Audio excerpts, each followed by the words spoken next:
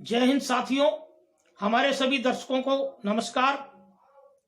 LML जनता की आवाज में स्वागत है हमारे सभी दर्शकों का। मैं हूं मदन लाहौरिया। इस वीडियो को सभी दर्शक अंत तक देखें। आज हमारी चर्चा का विषय है नामदेव दूत का काम यौन शोषण का।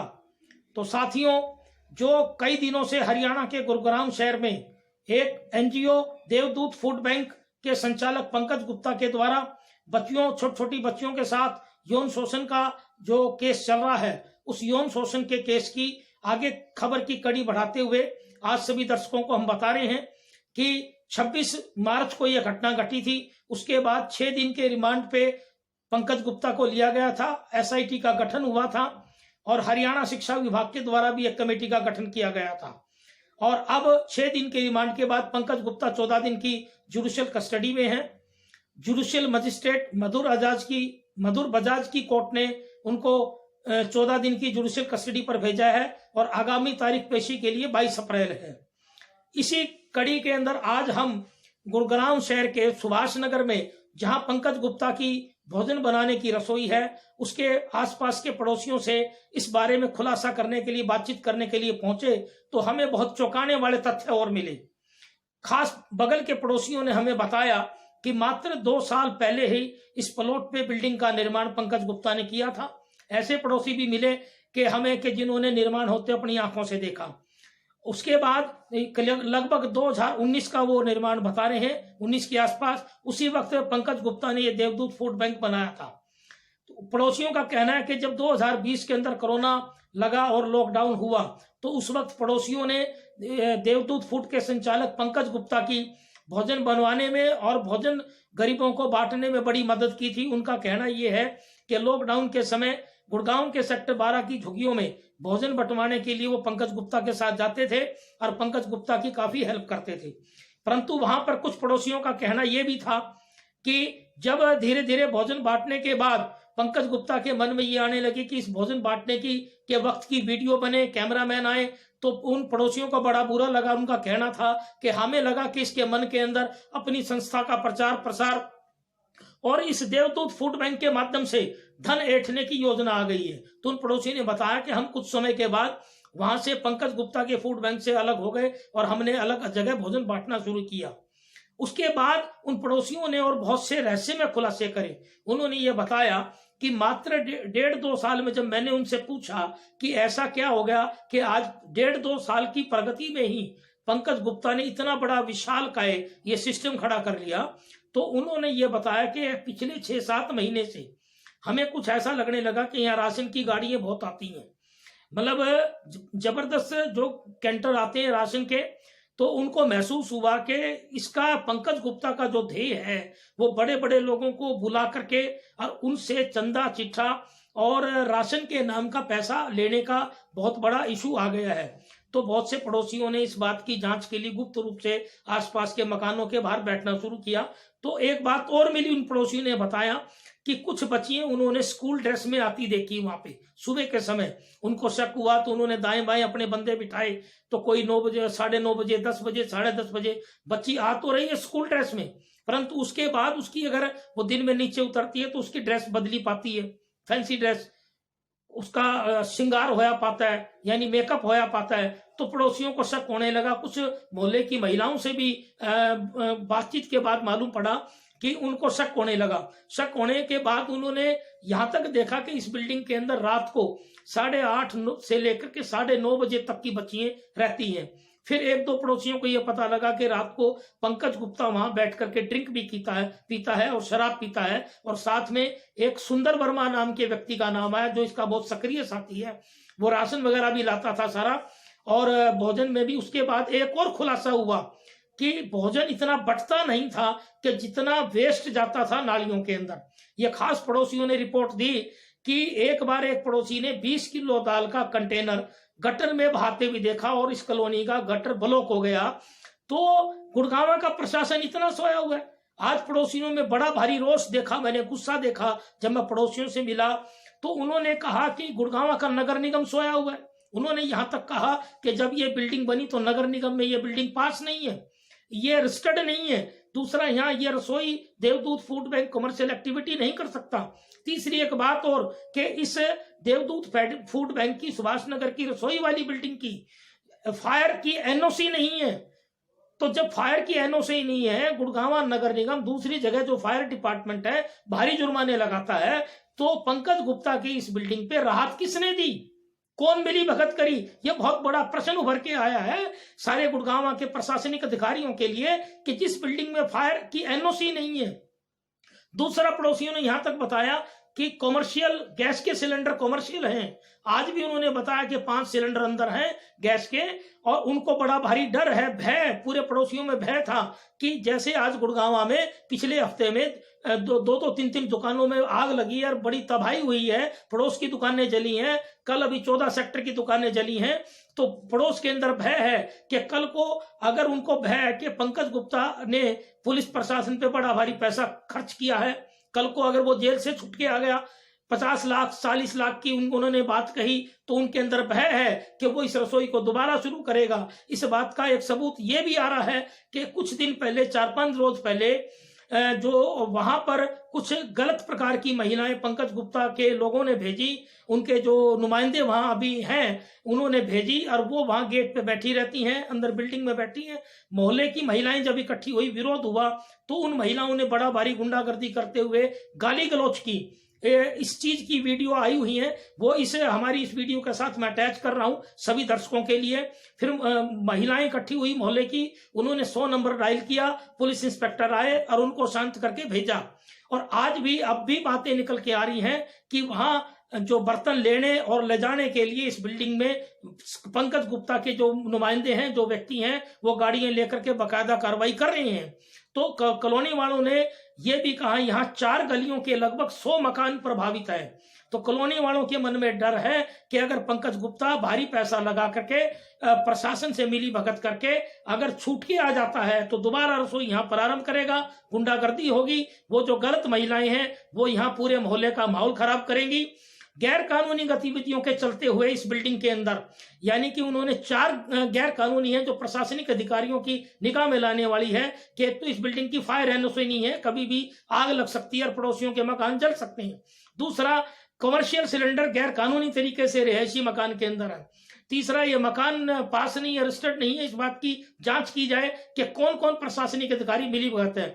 चौथा, बच्चियों के साथ गलत काम हुआ है, यौन शोषण हुआ है, उसके बयान हो चुके हैं बच्चियों के इसी बिल्डिंग के अंदर।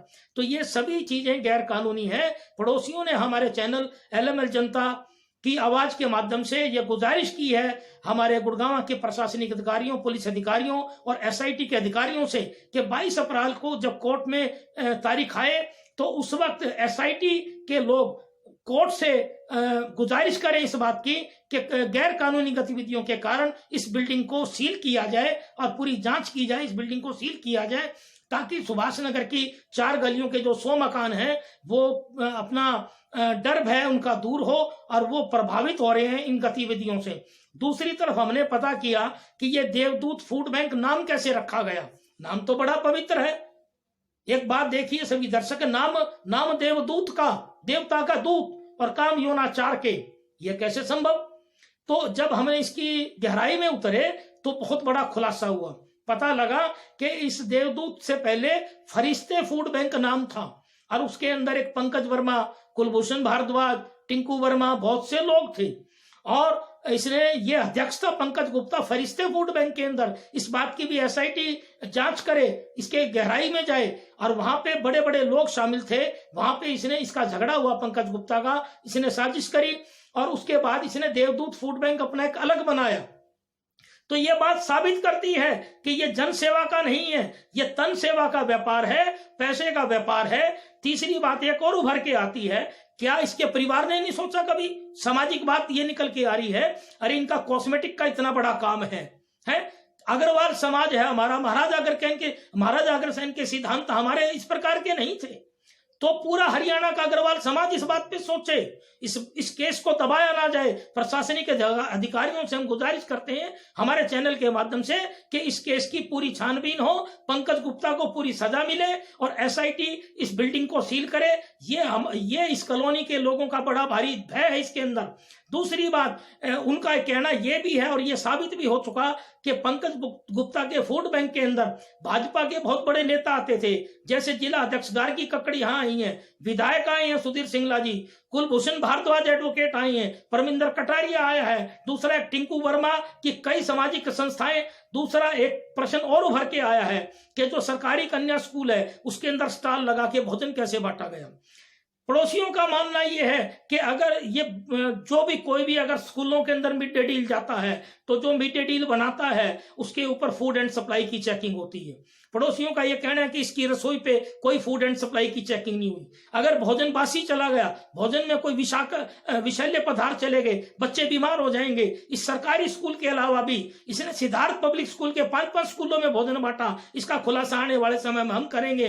टिंकू वर्मा इसके साथ था, बहुत से सामाजिक और भाजपा के लोग इसके साथ थे। पड़ोसियों के अंदर यह भी बात बड़ी हैरानी की है कि भाजपा के लोग इसके साथ क्यों है, कांग्रेस का कोई साथ नहीं है, कोई दूसरी राजनीतिक पार्टी का साथ नहीं है। उनका कहना यह है कि कोरोना टाइम का इसने लाभ उठाया है नाजायज रूप से, और भाजपा के लोगों ने जितनी एनजीओ बनाई है उन सबकी जांच हो, क्योंकि भाजपा समर्थित लोग ही भिन्न भिन्न छोटी छोटी एनजीओ बना करके आज करप्शन कर रहे हैं। यह पड़ोसियों का कहना था और उनका कहना यह है कि भाजपा के समर्थित लोग इसके अंदर आए थे।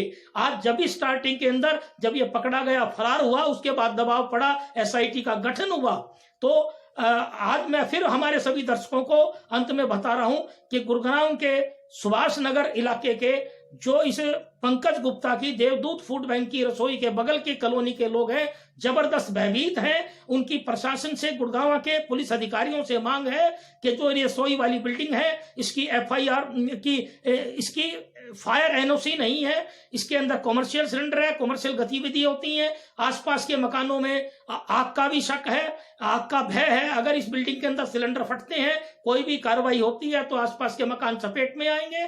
तो अंत में यह बात उनकी कॉलोनी वालों की तरफ से हम अपने चैनल के माध्यम से पुलिस प्रशासन और एसआईटी के अधिकारियों को संदेश देते हैं कि इस बिल्डिंग को सील किया जाए और कोर्ट के अंदर इस बात को रखा जाए और पंकज गुप्ता के पूरी गहराई हो और जितने लोग शामिल हैं सारे इस सक्रिय रूप से उन सबको जांच के अंदर शामिल किया जाए। जय हिंद, वंदे मातरम।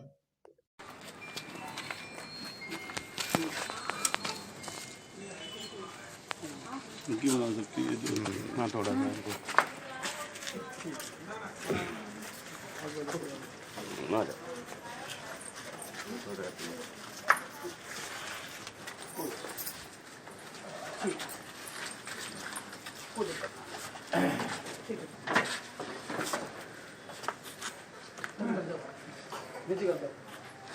कोई दिक्कत नहीं करता। सुनो मेरी बात को आराम से। उसमें मुझे उसको खाना जाता है 1800 बच्चों को देने। अरे मालिक को बुला रहे हैं, किसी के भी जाता हूँ यार। मालिक को बुला एक बार। हाँ अरे कोई एक बार मालिक को बुला। कौन चला रहा है आजकल यार, उसको बुलाओ भाई बस। बुला ले जा।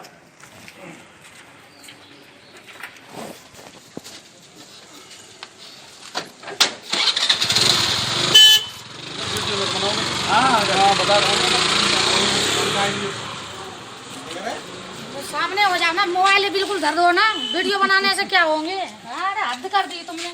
ऐसे तुम्हारी घरवाली को मैं बनाऊं वीडियो जाके, बताओ। अरे अच्छा नहीं आपको अच्छा लगे ना, बताओ बनाओ जाके घरवाली को।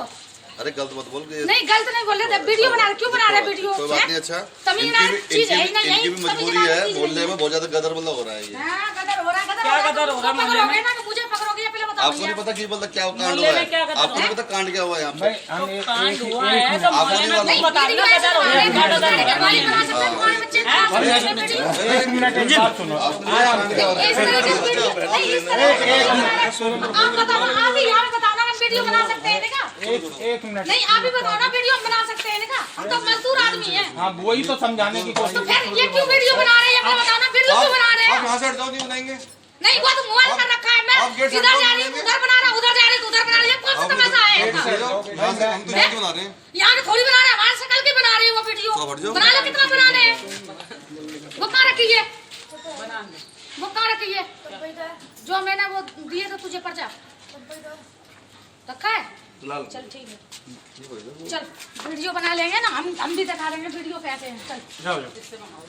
चल लेगा, जाओ बस फोन कर देना। हम तो एक चीज ये जानना चाह रहे हैं कि जब ये तुम 5-6 दिन से यहाँ आए उससे पहले जो स्टाफ काम करता था वो कहाँ है? हैं? लेगा चल लेगा, मैं क्यों वैसे ही नहीं करने से छोड़ो। वैसे नहीं करनी बना दे मालिक को मालिक को आने दो।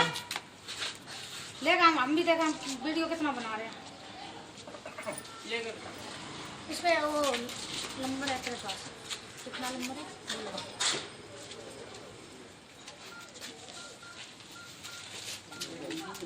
हाँ बुला लो मैं तो फोन कर दिया। हो रही है जब भी हम यार एसआईटी गठित कर दिया तो सारा काम उनका एसआईटी वालों का।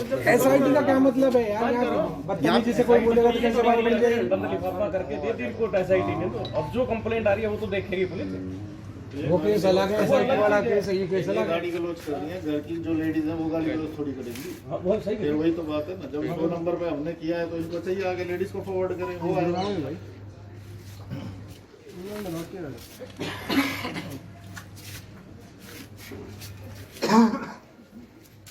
ले लो तो लिखित में वैसे हमारा कोई रोल नहीं होता इसमें। उसको फोन मना नहीं कर रहे, वो आयोग कर रहे हैं, आयोग कर रहे हैं। आईओ का काम है हमारा। आइयो तो धर्मवीर तो बना तो कर दी। खैर आईओ नहीं था वो मुंशी था। वो तो पता है मुंशी है धर्मवीर। रूल तो सबके लिए सब जानते हैं डिपार्टमेंट के अंदर। अभी हम तो इसलिए होते हैं एरिया में भी अचानक झगड़ा हो रहा था, एक बार पहुंचे और उसके बाद में आप करिए एक बारी भाई कर दो, एक बारी वुमेन सेल के अंदर जो भी आपको लगता है सही। एक्टिविटी आप देखो, जो भी कुछ है देखो, लोगों ने आपको फोन किया है, बुलाया है डिपार्टमेंट को, तो कोई ऐसे थोड़ी ना, सब जिम्मेवार आदमी है भाई। नहीं समस्या हल होगी, ऐसी बात नहीं है। जब इधर लोगों को पसंद नहीं है तो कोई हमें कोई दुश्मनी थोड़ी ना, इससे पहले भी चला रहा था ये। जब इसने कोई यहाँ गलत एक्टिविटी हुई है, जब भी तो लोग बोल रहे हैं ना मोहल्ले वाले की इतना ऐसे गलत काम है ये वाला। लॉकडाउन में इसलिए भाई चले इसके गए। साथ बैठ के काम करवा के गए, पूरा दिन इसके साथ लगे रहते थे, बंटवाने में भी और चीज में भी, किसी भी चीज में पीछे थोड़ी ना।